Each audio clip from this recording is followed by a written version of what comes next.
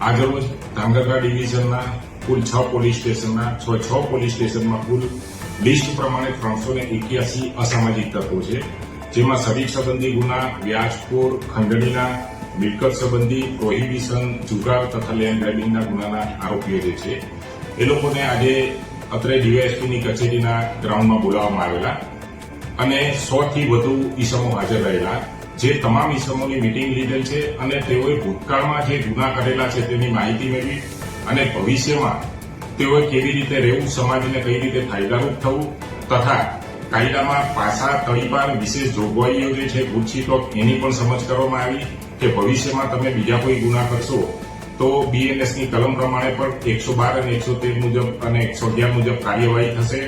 અને લાંબા સમય સુધી તમે જેલમાં રહેશો તો તમારા પરિવારના સભ્યોનું શું થશે તે બાબત પર સમજ કરવામાં આવી છે અને મોટાભાગના જે હાજર 100 થી વધુ ઈસમો હતા એ લોકોએ ગેરંટી આપી છે કે અમે ભૂતકાળમાં જે ભૂલ કરી છે ભવિષ્યમાં નહીં કરીએ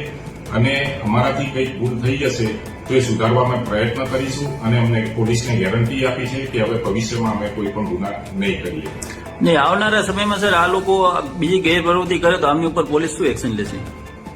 આજે જે ઈસમોને બોલાવવામાં આવેલા હતા એ તમામની વિરુદ્ધમાં 2 કે તેથી કોઈ પણ હેઠના ગુના દાખલ છે. જો ભવિષ્યમાં હવે કોઈ પણ પ્રકારની પ્રવૃત્તિ ગેરકાયદેસર કરશે અને ગુના દાખલ થશે તો બીએનએસની 111 અને 12 કલમ લગાવવામાં આવશે, જેની અંદર ઓછામાં ઓછા 1 વર્ષ સુધી નામદાર કોર્ટ પણ જામીન આપતી નથી, તેમજ જે લોકો વિરુદ્ધ પાસા કે તડીપારની કાર્યવાહી થઈ શકશે એમને પાસા અને તડીપાર કરી અને સુરેન્દ્રનગર સિવાયની અન્ય જિલ્લાઓની જેલમાં પણ એમને મોકલીને કાર્યવાહી કરવામાં આવશે. આ ઉપરાંત હાલની અંદર ડીજી સાહેબશ્રીના હુકમ પ્રમાણે